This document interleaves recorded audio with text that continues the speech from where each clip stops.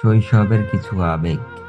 তখন শব্দের দাম ছিল 11 টাকার কার্ড স্ক্র্যাচ করে রিচার্জ করলে 100টা SMS পাওয়া যেত।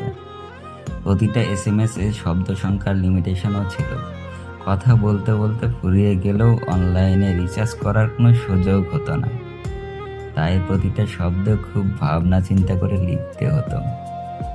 তখন একটা SMS লেখার জন্য কিপ্যাডটাকে বার চারেক প্রেস করতে হতো, তবু কেউ বিরক্ত হতো না। SMS বড় হয়ে গেলে তাকে কেটে কুটে ছোট করে পাঠাতে হতো। তখন নামের পাশে সবুজ বাতি থাকুক বা না থাকুক, তা নিয়ে ঝামেলা হতো না।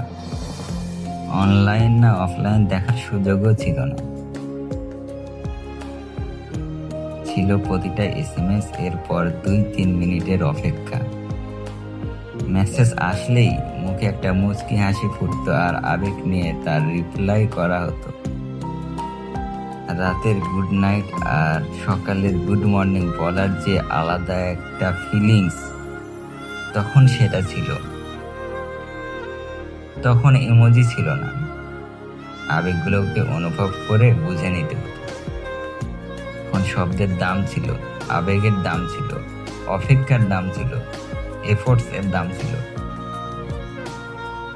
সবই দিন দিন হারিয়ে গেল, আর আগের মতো আবেগগুলো কাজ করে না।